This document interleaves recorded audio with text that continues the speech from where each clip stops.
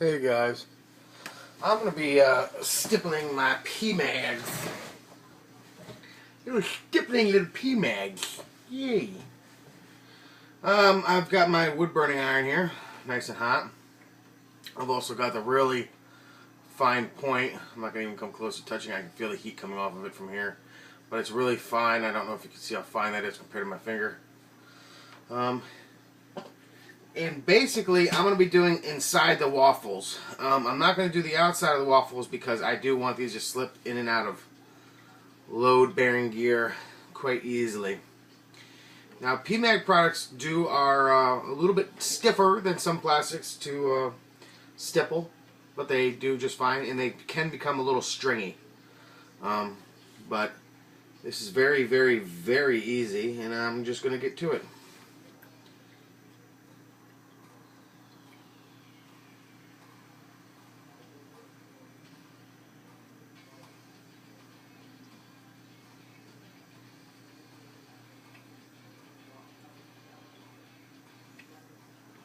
You know, I see there's places that do stippling online. You know, they offer it as a service, and sometimes I have to sit there and go, why would somebody pay somebody to do that? But then I'm the same way with reloading. I sit there and go, you know what? Time is money, money is time. There's just no way I have money for time for reloading. I don't. Then there's somebody sitting there going, I just don't have time for this. I think the people that pay for stuff like stippling are going to be definitely your professional person, the person that needs their gun to, you know, somebody who uses firearms professionally. Maybe has a very busy schedule work-wise, load-wise, and stuff like this just is not in their time. Somebody like a Travis Haley or Chris Custer, I mean, those guys never stop moving. They're just bundles of activity. You know, those guys definitely know their shit, though.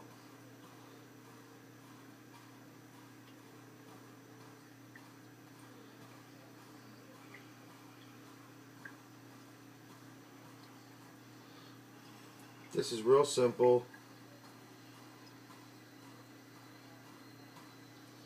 The one thing about the soldering irons is they get hot, man, while you're holding them.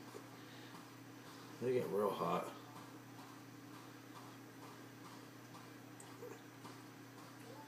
And I kind of hold mine kind of tight. I'm going to get this one halfway done, guys, and then I'm going to give you a look at it. But, I mean, you're going really quick. You're just dabbing it in.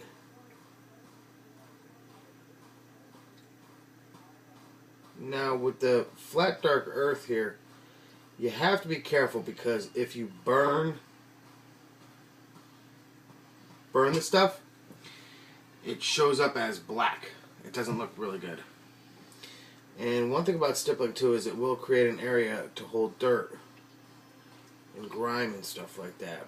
But it's so high traction that stuff like mud and stuff, blood, it still has traction even if it's packed in there.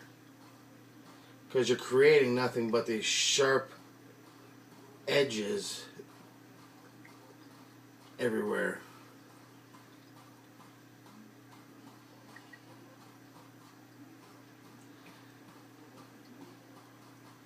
And one thing you have to remember, don't push through. I'm not pushing this straight up and down. I'm going at a little bit of an angle. And what that does basically is it gives me, because with this sharp point of a tip, if I push down, it will go straight through, like it was nothing. It would just go right through. So by giving it a little bit more of an angle, I'm creating less of an area for, you know, less point for it to go through. Now, there are other tips I could have used, but I like the control of this one, and I like the very small,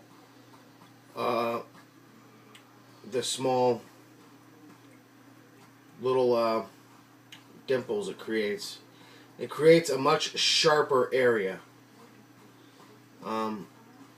In more of it than the other ones. I seen a company online that was doing this wood engraving, and you could tell they were basically using the same wood burning kit that I use, because basically some of their patterns were of the those almost like those castle block style designs that were in the guns, and I was like, wow, look at that. They're using the, which looks to me like the exact wood burning kit I have. And I think they were charging, I think it's only like $20 a magazine or something like that to do. But if you get like these magazines, these are the regular PMAGs. You can find these all the way from I think $11 or $9 all the way. I got mine for $20, and there's a reason why I did that. Is because I also got the magazine block, and then I installed everything, and then I did, of course, the permanent modification. So these will only go to 10 rounds.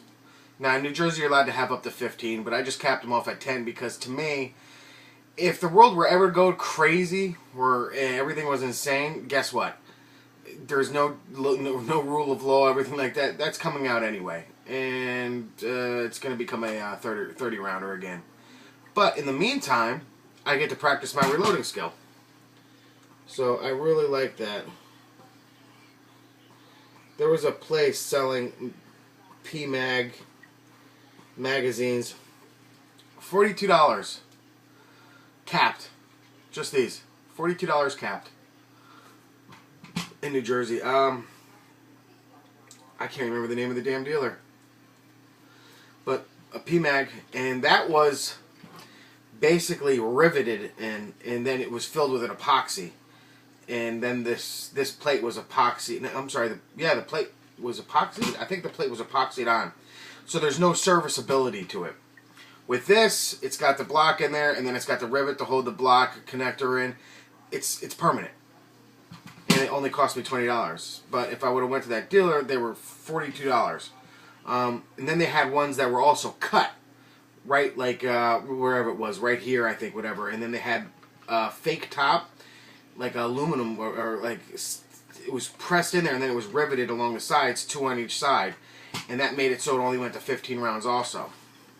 And that one, that 15 round one, which basically takes a PMAG and you cut the bottom off of it, that one was $30. And I'm sitting there going, man, I should order about 50 of these kits from magazineblock.com and sell them to that gun dealer for, you know, $27 each. Make $7 off each one. You know, that'd be $350 right there if I sold all 50 to them. And then I could just keep on, you know, if I could just keep on making a profit off of them, you know. And then I could have them already capped and everything like that for them, and they're legit looking, they look good, and they're still serviceable if need be, you know. But, you know, whatever. It is what it is. I just kind of laughed when I saw that price. I think I've seen other dealerships sell them for $30. The capped PMAGs. I got these for $20, and I did it myself. That's what happens when you live in a state like New Jersey. You know, your normal $20 or $12 magazine suddenly becomes $30.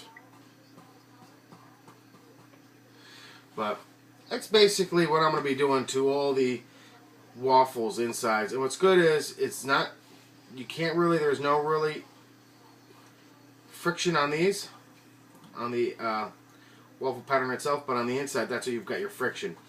So I'm going to do it to all of them except for, of course, the numbered ones. I'm probably going to leave this area clear too. This area clear. I'm probably just going to do 1, 2, 1, 2. We'll see. We'll see. I don't want to say specifically and then I do something else. But that's basically all I wanted to show you guys was how to do that. It's real simple, real easy. Have a good one, guys. Let's get a close-up look at that while I'm here. But you can see how simple that is to do. You know? I stipple the shit out of everything, guys. If I could stipple my nutsack, I probably would. But then I'd be chafing. Alright, 20 more to go. See you guys later.